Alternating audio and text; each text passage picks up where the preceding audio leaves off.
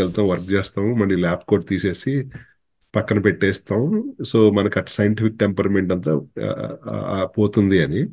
Actually ఇది అంటే నేను సైన్స్లో ఉన్నవాడిని, సైన్స్కి సంబంధించిన వాడిని కాబట్టి నాకు తెలిసింది ఏంటంటే మన నిజ జీవితంలో కూడా మా స్నేహితులు, మా సర్కిల్ అందరూ సైన్స్లో ఉండేవాళ్ళు, సైంటిస్టులు, యాక్టివ్గా రీసెర్చ్ చేసే వాళ్ళలో కూడా ఏం కనిపిస్తుంది అంటే వర్క్లో భాగంగా చాలా బాగా అనాలిసిస్ చేస్తారు, డేటా కలెక్ట్ చేస్తారు, దానికి స్టాటిస్టికల్ సిగ్నిఫికెన్స్ చూస్తారు, ఎన్ని వేరియబుల్స్ కన్సిడర్ చేయాలి ఒక కంక్లూజన్కి రావడానికి, ఇవి మొత్తం చూస్తారు. ఎందుకంటే ఇవి చేయకపోతే వర్క్ ప్రొడక్టివ్గా ఉండదు, వర్క్ ఆ రేటింగ్ రాదు, సైంటిఫిక్ పబ్లికేషన్స్ రావు, పియర్ రివ్యూ ఉంటుంది కాబట్టి.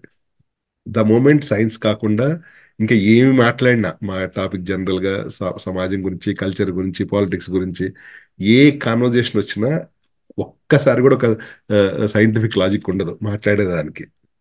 మాట్లాడే ఏ విషయంలోనూ సైంటిఫిక్ లాజిక్ ఉండదు. ఆల్రెడీ ఒక ఎగ్జిస్టింగ్ సిస్టంలో మనం ఎలా ప్రోగ్రామ్ చేయబడ్డామో దాని దాని ప్రకారమే మా కాన్వర్జేషన్స్ ఉంటాయి. కానీ ఆ, మేము వర్క్లో చేసే దాంట్లో సైంటిఫిక్ మెథడ్ ఏమైతే ఫాలో అవుతామో అది మాట్లాడుకునే దాంట్లో ఎక్కడా రాదు అది. అంటే టోటల్గా అన్సైంటిఫిక్ గానే ఉంటాయి కాన్వర్జేషన్స్ అన్ని మావి.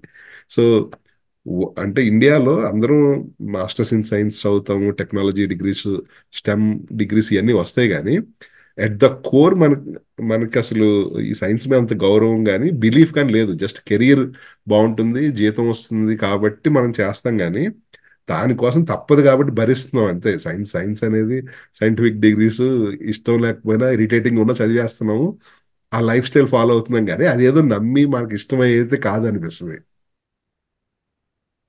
Unfortunately, that is an observation um, that we have made about scientists around the world if they are of Indian origin, sir. It's unfortunate. మేము కల్చర్ ఆఫ్ సైన్స్ కావాలి మనకి అనే ఉద్దేశంతో సైన్స్ ఫర్ సొసైటీని ఎస్టాబ్లిష్ చేసి తెలుగు వాళ్ళకి అతిపెద్ద ఇంటర్నేషనల్ జాంబూరీ అయిన TANA Telugu association of North America conference లో హ్యూమనిస్ట్లకి రేషనలిస్ట్లకి ఒక స్పేస్ క్రియేట్ చేశాం, రేషనలిస్ట్ ఫోరం క్రియేట్ చేశాం. అక్కడ హేతువాదులుగా ఉన్న తెలుగు వాళ్ళు వచ్చి మాట్లాడుకోవచ్చు. ఆ మీటింగ్ లోకి ఒక డాక్టర్, తెలుగు డాక్టర్, మీరు గోమూత్రాన్ని అట్ట తీసేయడానికి లేదు, దానికి చాలా క్వాలిటీస్ ఉన్నాయి అని చెప్పాడు. మరి నీ పేషెంట్స్కి ఎందుకు ఇవ్వట్లేదు అని అడిగాను. మంచి మెడిసినల్ క్వాలిటీస్ ఉండి నువ్వు డాక్టర్వి అని చెప్పుకుంటున్నావు కదా, మరి నీ పేషెంట్స్కి నువ్వు అది ఇవ్వాలి కదా. ఎఫ్డిఏకి లెటర్ రాయి, శాంపుల్ పంపించు, వాళ్ళ నుంచి అప్రూవల్ తీసుకురా. తానా మీటింగ్లో మాట్లాడటం కాదు. ఇంకొక అతను బిగ్ బ్లడీ ఫూల్, ఇంతకుముందు తానాకి ప్రెసిడెంట్ గా చేశాడంట doctor Prasad, but scientist Prasad. అతను ఒక ప్రిపేర్డ్ స్పీచ్ తో వచ్చి మా మీటింగ్ ని డిస్రప్ట్ చేసి మా మీటింగ్ లో నుంచుని ఆ 2-3 పేజీల తన స్పీచ్ ని గట్టిగా చదివి తనతో వచ్చిన 20 మంది అనుచరులతో పాటు తన స్పీచ్ అవ్వంగానే హాల్ వదిలేసి వెళ్ళిపోయాడు. ఈ మేడ్ హిస్ పాయింట్. అంటే చూడండి, ఇక్కడ not only is a fool, that is obvious, he broke the law. ఇప్పుడు ఒక మీటింగ్ ని డిస్రప్ట్ చేసి దాన్ని బుల్డోజ్ చేసి మైక్ గుంజుకుని తన స్పీచ్ తను ఇచ్చేసి మళ్ళీ అక్కడి నుంచి పారిపోవడం, ఈ పని చేయటానికి ఒక కుట్రపూరితంగా ఒక 20 మందిని తీసుకుని వచ్చి వాళ్ళని హాల్లో కూర్చోబెట్టి 5 నిమిషాల్లో కాల్ చేసి పోలీసులకి అరెస్ట్ చేయించే పనే. కానీ మనం భావాల ఉద్యమంలో ఉన్నాం కదా, భావాలను ప్రచారం చేయటంలోనే మనం ఉండాలి అన్న ఉద్దేశంతో we did not call the law against him. What I'm pointing out to you, Andy, మీరు సైంటిస్ట్గా మీ కొలీగ్స్ గురించి చెప్పారు జర్మనీలో. నేను అమెరికాలో ప్రాక్టీస్ చేస్తున్న ఒక డాక్టర్ ఏం చెప్పాడో చెప్పాను. నేను యూనివర్సిటీలో ప్రొఫెసర్గా చేశాను, నాకు డాక్టరేట్ ఉంది కెమిస్ట్రీలో అనుకుంటా అన్న ఆయన ఎట్లా బిహేవ్ చేశాడో చెప్తున్నా. అంటే ఇట్లాంటి గుండాలు, ఇట్లాంటి మైండ్లెస్ పీపుల్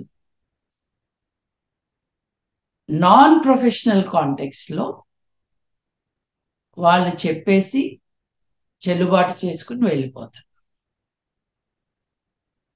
వీళ్ళు బయట ప్రొఫెషనల్ కాంటెక్స్లో దొరికితే వీళ్ళు ఉద్యోగాలు పోతాయి. ఇప్పుడు when you assert that this is the case and it is shown to be against established science, then your professional standing is in serious jeopardy. అంటే వీళ్ళు చాలా తెలివైన పిరికివాళ్ళు. ఎక్కడ మాట్లాడాలో ఎక్కడ మాట్లాడకూడదో తెలుసు. వాళ్ళకి ఎక్కడ మాట్లాడాలంటే ఇండియన్ సైన్స్ కాంగ్రెస్లో మాట్లాడాలని తెలుసు. అన్ని సైట్స్ నుంచి మతము లేదు ఇర్రాషనాలిటీని ప్రమోట్ చేసే వ్యక్తులకి అగ్రస్థానం కల్పిస్తున్నది సమాజం. నేను సమాజం నుంచే క్రిటిసిజం మొదలు పెడతా.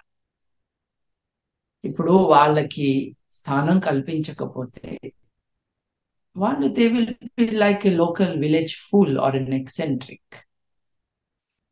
కానీ జరుగుతుంది అది కాదు కదండి. వీళ్ళందరూ పెద్ద పెద్ద ప్రవచనకారులు, వీళ్ళందరూ పెద్ద పెద్ద డయట్ కన్సల్టెంట్స్. వీళ్ళకి ఈ డీమ్డ్ యూనివర్సిటీస్లో వాళ్ళని ఇన్ఫ్లుయెన్స్ చేసి వాళ్ళ నుంచి ఆనరరీ డాక్టరేట్స్ తెచ్చుకునే మార్గం తెలుసు. అంటే చూడండి, it is a conspiracy of sorts to defeat the values of the Indian Constitution. The values of the Indian Constitution are so that India and Indians and Indian society may become a modern society, a society where universal human values are flourishing, are defended and flourishing, are practiced, are recognized, where the citizens are exhorted by the Constitution to promote the spirit of science. ఇంత మాట్లాడుకుంటున్నాం. WHO లెక్కల ప్రకారం, అంతర్జాతీయ సంస్థల లెక్కల ప్రకారం భారతదేశంలో 50 లక్షల మంది చనిపోయారు. ఈ డెత్స్ పర్సంటేజ్గానే చూద్దాం. వేరే దేశాల్లో ఎందుకు లేదు, మన దగ్గర ఎందుకు ఉన్నది? మన దగ్గర అప్పుడు రెచ్చిపోయిన క్వాక్స్ ఎవరు? గోమూత్ర పార్టీల దగ్గర నుండి మెంతులు తినండి అంటాం వరకు, చట్నీలు చేసే ఆనందయ్య దగ్గర నుంచి మాస్కులు వేసుకోవాల్సిన అవసరం లేదు, టీకా వద్దు చచ్చిపోతారు అని చెప్పి దొంగగా టీకా వేయించుకున్న వీరమాచినేని దాకా వీళ్ళందరూ సమాజంలో పెద్ద మనుషులు. వీళ్ళు వ్యాపారాలు నడుపుకుంటున్నారు. నా దగ్గర రీసెర్చ్ ఉంది, రండి చూడండి. రీసెర్చ్ మీరు వెళ్తే చూసిపించేది రీసెర్చ్ అండి. How does the scientific world work? వీళ్ళు తొడగొట్టి మైదానికి రా ఛాలెంజ్ అంటూ చిటికలేస్తూ మాట్లాడతారు. అంటే సైన్స్ పద్ధతి ఏంటి, మెకానిజం ఆఫ్ సైంటిఫిక్ ఎంక్వైరీ ఏంటి తెలీదు. ఇండియన్ మెడికల్ అసోసియేషన్ వాళ్ళు కేసు పెడితే ఇవాళ దాకా కేసు ఎక్కడికి రాలేదు. మళ్ళీ ఆ జడ్జిలేగా ఉన్నది.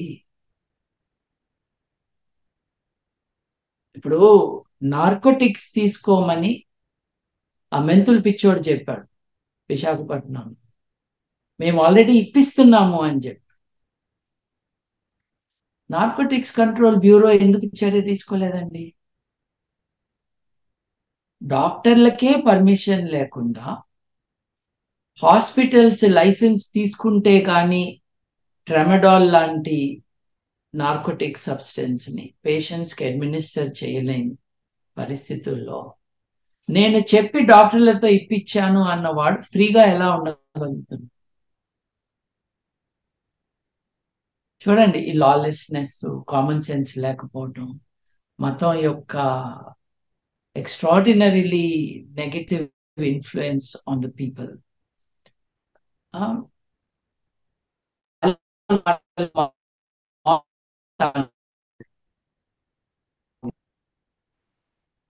వీళ్ళందరూ పక్కనుంటే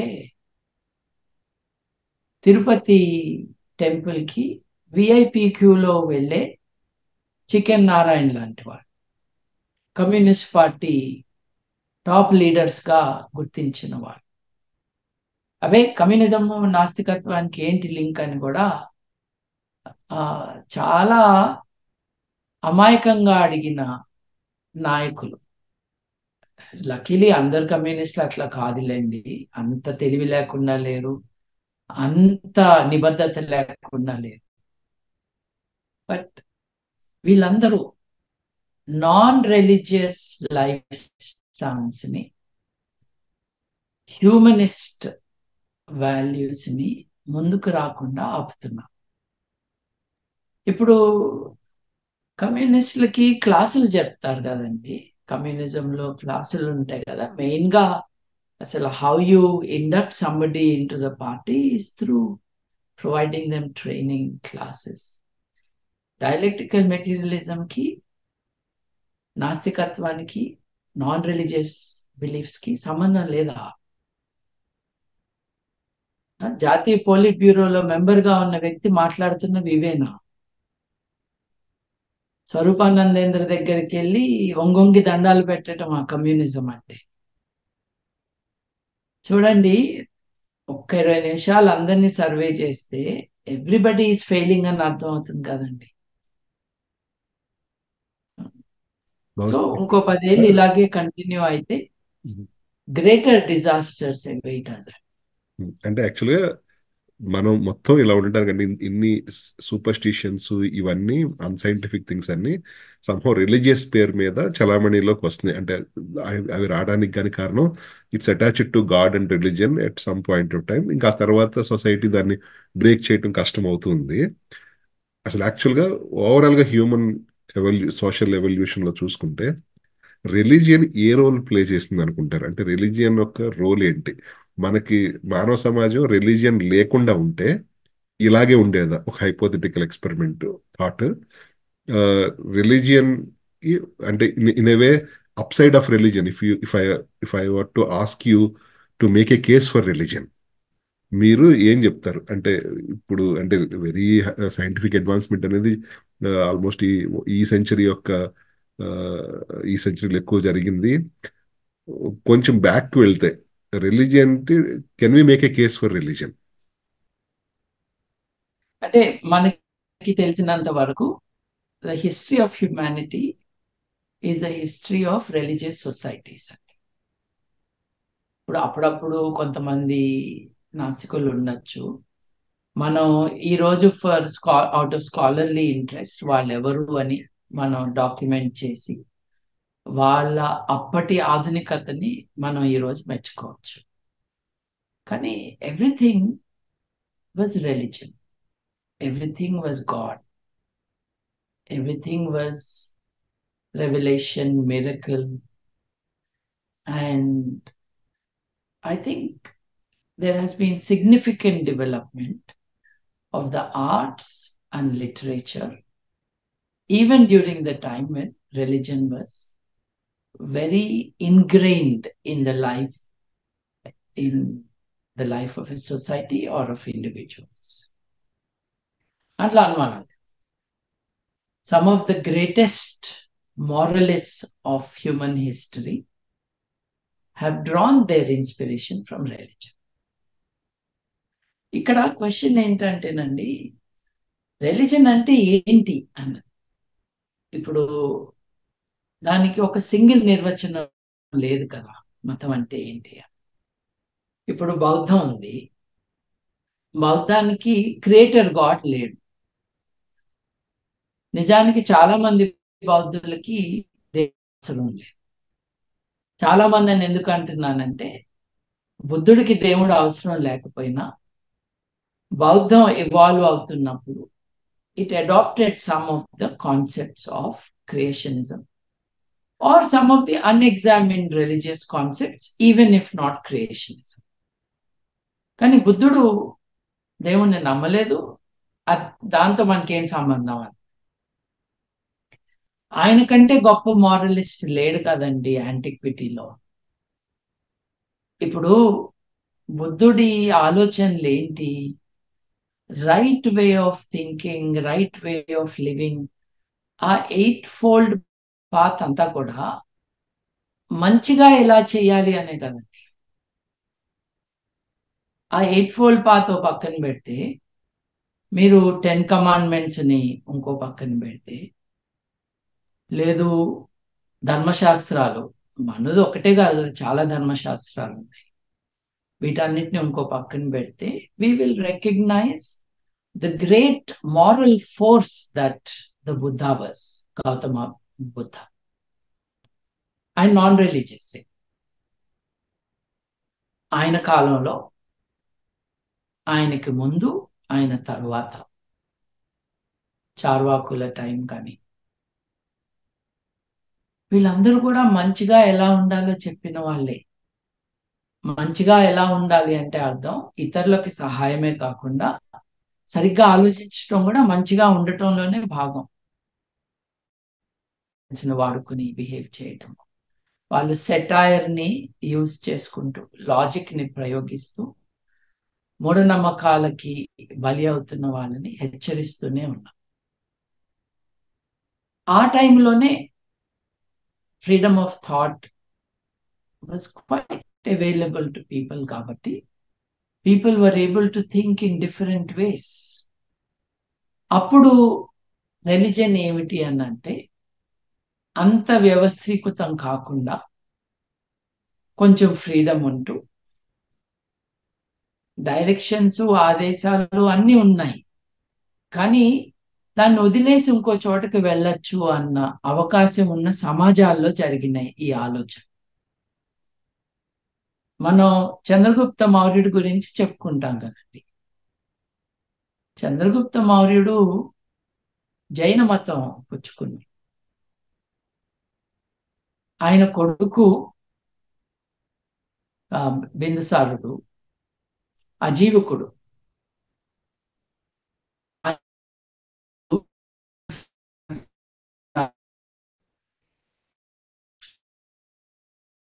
3 తరాల్లో 3 మతాలు రాజులలోనే.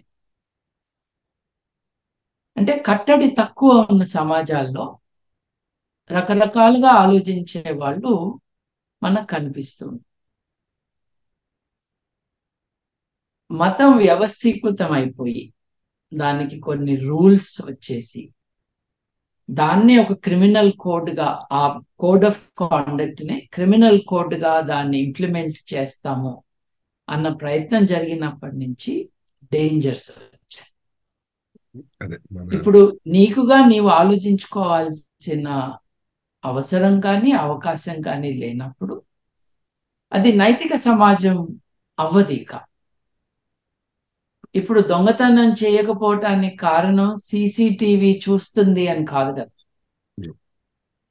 దొంగతనం చేయడం తప్ప.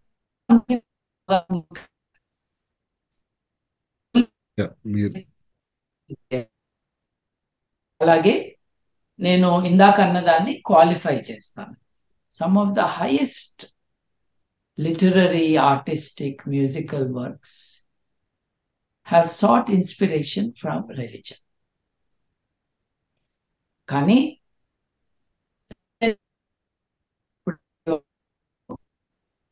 చేశాను అన్నా. ఒకప్పుడు గ్రీకులు ఈ ఫ్రీ మైండ్తో ఆలోచించారు. వాళ్ళ నుండి ఆ ఫ్రీ మైండెడ్ థింకింగ్ ని అరబ్బులు గ్రహించారు. ఈ లోపల క్రైస్తవం వచ్చి గ్రీకులు రోమన్లని వాళ్ళ మతము మతిని రెండింటినీ మార్చేసి మొత్తము క్రిస్టియన్ మతం యొక్క ఐరన్ గ్రిప్ లో పెట్టుకుని యూరప్ నంతా దేన్నైతే చరిత్రకారులు డార్క్ ఏజెస్ అంటారో దాన్ని ఎస్టాబ్లిష్ చేసినప్పుడు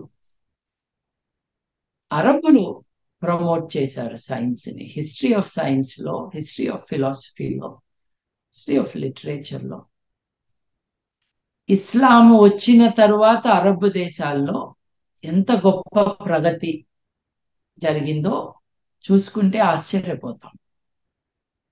వాళ్ళల్లో కొన్ని వందల సంవత్సరాల పాటు స్పెయిన్ ని కొంచెం పోర్చుగల్ ని పాలించిన మూర్స్ వాళ్ళు ఉండగా వాళ్ళదంతా కూడా గ్రీకుల హెరిటేజ్ ని, వాళ్ళ లిటరేచర్ ని మళ్ళీ యూరప్ అప్పచెప్పారు. వాళ్ళు ఆ భాషలోంచి అరబిక్ లోకి మార్చుకుని కొన్ని వందల సంవత్సరాలు దాని మీద మ్యాథమెటిక్స్, ఫిలాసఫీ, లిటరేచర్ డెవలప్ చేసి ఆస్ట్రానమీ ముందుకు తీసుకువెళ్ళి యూరప్ ని ఆక్రమించుకున్నప్పుడు మళ్ళీ యూరప్ కి ఇదంతా అప్పచెప్పారండి. అప్పుడే కదా అదంతా నేర్చుకున్నాక ద స్టడీ ఆఫ్ దాన్ని రెనేసాన్స్ అన్నారు యూరప్ లో. రీబర్త్ ఒకప్పటి గ్రీకుల సారసత్వాన్ని, వారి ఆలోచన విధానాన్ని, ఆ పద్ధతులని మళ్ళీ వాటికి ప్రాణం పోసిన కారణంగా రీనేసాన్స్. కానీ ఈ రీబర్త్ లో రివైవలిజం లేదండి. దాని అర్థం ఏంటంటే ఆ రోజులు గ్రీకులు అలా చెప్పారు, రోమన్లు ఇలా చెప్పారు అని 2 అడుగులు ముందుకు వేశాం, వెనక్కి వెళ్ళలేదు. వెనుక వెనుక తరాలలో ఉన్న ఆలోచనలని బేసిస్ గా వాడుకుని ఇంకా పైకెక్కారు నిచ్చెన.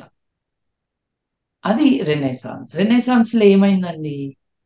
రెనేసాన్స్ లో అప్పటి వరకు లిటరేచర్ అని దేనైతే అంటున్నామో అదంతా దేవుళ్ళ గురించే, దేవుళ్ళ అంశాలతో పుట్టిన, వాళ్ళు అనుకుంటున్న అంశాలతో పుట్టిన రాజుల గురించి. మ్యూజిక్ కానీ, ఆర్ట్ కానీ, లిటరేచర్ కానీ, everything focused around gods, mythology. పురాణాల చుట్టూనే ఈ రోజు భారతదేశంలో జనజీవితం ఎలా గడుస్తుందో అలా 1300 సంవత్సరం వరకు అలాగే ఉండేది యూరోప్. 1300 నుండి 1600 సంవత్సరం వరకు యూరోపియన్ రెనెసాన్స్. దాని ఎసెన్స్ ఏంటి? దాని ఎసెన్స్ ఏంటంటే మనుషుల యొక్క జీవితాలలో దేవుళ్ళు రాజులు కాదు,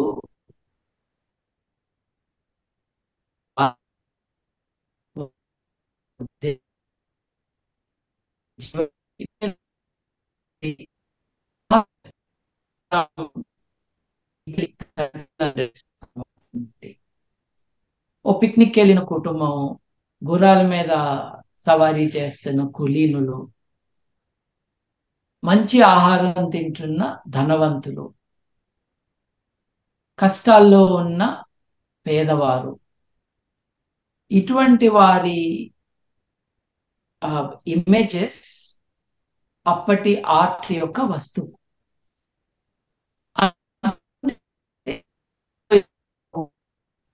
ఆయన ఎత్తుకున్న మేరీ మాత, లేకపోతే కోపంగా ఉన్న దేవుళ్ళు, లేకపోతే బైబిల్లో ఉన్న కథల ఆధారంగా గీసిన కొన్ని చిత్రాలు. Great literary artistic merit, but the subject of their artistic endeavor was not really human. ఈ 13 నుండి 1600 సంవత్సరాల వరకు మతం యొక్క ఇన్ఫ్లుయెన్స్ ని కొద్ది కొద్దిగా వదిలించుకుంటూ, అది మైకేల్ ఆంజెలో కావచ్చు, అది డావించి కావచ్చు, అప్పటి అప్పటి గ్రేట్ ఆర్టిస్ట్ వాళ్ళే. అందరూ మోడర్న్ డిస్క్రిప్షన్ ఆఫ్ హ్యూమనిస్ట్ కాదు, కానీ ఆ టైంలో మీరు ఎవరిని హ్యూమనిస్ట్ అనేవాళ్ళంటే ఈ మతం కాకుండా మనిషిని కేంద్రంగా పెట్టుకుని ఎక్కువగా చేసే వాళ్ళందరినీ హ్యూమనిస్ట్లే అంటారు. దేవుడితో సంబంధం లేదు. ఈ మోడర్న్ థింకర్స్, అప్పటికి మోడర్న్ థింకర్స్ వీళ్ళందరూ మనిషి యొక్క దృష్టిని మనిషి మీదకి మళ్లించినప్పుడు, మనిషి తన దృష్టిని తన చుట్టూ ఉన్న ప్రకృతి మీదకి మళ్లించినప్పుడు, ఒకప్పటి గ్రీకుల్లాగా ఆలోచించడం మొదలుపెట్టినప్పుడు, ఈ 1600-1700 సంవత్సరాల కాలంలో అక్కడక్కడ కొన్ని పరికరాలను డెవలప్ చేసిన కారణంగా బేకన్ లాంటి సైంటిస్టులు, అట్లాగే అరబ్బులు చేసినవి, వాళ్ళు క్రియేట్ చేసిన ఇన్స్ట్రుమెంట్స్ ని చూసి నేర్చుకుని ఒక న్యూ సైంటిఫిక్ రెవల్యూషన్ ని తీసుకొచ్చారు. ఆ సైంటిఫిక్ రెవల్యూషన్ ఇవాళ కూడా కంటిన్యూ అవుతుంది. ఈ స్టోరీ చెప్పాను చూడండి, దీంట్లో మతం ఎక్కడుందండి? విలన్ గానే ఉంది. సో మీరు what are the redeeming things about religion అని అడిగారు కాబట్టి I'm acknowledging that some of the greatest moral figures in human history have sought their inspiration in religion. Yeah. But the march of society has always been hindered by the institutionalized religion which created rules and punished you often by death if you did not follow the regulations. మతం అన్నది ఒకప్పుడు కేవలం మతమే ఉండేది కాదు. Jesus టైంలోనో లేకపోతే తర్వాతగానో ఎవరు నాస్తికులు అని అంటే ఈ మతాన్ని నమ్మని వాళ్ళు నాస్తికులు. వాళ్ళు వేరే మతాన్ని నమ్ముతున్నారు కాబట్టి, ఇది అసలైన దేవుడు కాబట్టి, అసలైన దేవుణ్ణి నమ్మట్లేదు కాబట్టి వాళ్ళు నాస్తికులు అన్నారు. ప్రాచీన కాలంలో భారతదేశంలో కూడా మనకి నాస్తికులు ఆస్తికులు అని అన్నప్పుడు నాస్తికులు ఎవరంటే ప్రాచీన భారతదేశంలో దేవుణ్ణి నమ్మని వాళ్ళు కాదు. అప్పటి నాస్తికులు ఎవరనంటే వేదాలని నమ్మని వారు. వేదాలు అపౌరుషేయాలని, వేదాలలో ఉన్నదే ఏదైనా విషయం నిజమా కాదా తేల్చుకోవడానికి ప్రమాణం అని నమ్మిన వాళ్ళని, వేదాలని నమ్మిన వాళ్ళని, వేదాలని అపౌరుషేయాల అని అన్న వాళ్ళని ఆస్తికులు అన్నారు. అది కాదు అన్న వాళ్ళని నాస్తికులు అన్నారు. దేవుడు లేడు అన్న వాళ్ళని నిరీశ్వరవాదులు అన్నారు. దేవుడు ఉన్నాడు అన్న వాళ్ళు ఈశ్వరవాదులు. చాలా మందికి తెలియని విషయం ఏంటంటే, చాలా మంది ఆస్తికులు అంటే వేదాలను నమ్మేవారు చాలా మంది దేవుడిని నమ్మరు. It's a very important thing. ఆస్తికులందరూ ఈశ్వరవాదులు కాదు. భారతదేశ ఈ తాత్విక వాంగ్మయం అంతా కూడా ఈ ఎక్సైటింగ్ ఇన్సైట్స్ ఇస్తూ ఉంటుంది మనకి ప్రాచీన భారతీయుల ఆలోచన ధోరణి గురించి. But coming back to continue to answer the question, for the moral improvement of humanity, for the values of modern society, we cannot depend on religion.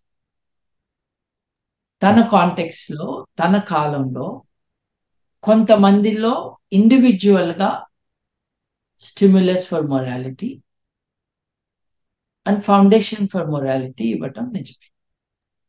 మీరు ఆఫ్ సుప్రీం సాక్రిఫైస్.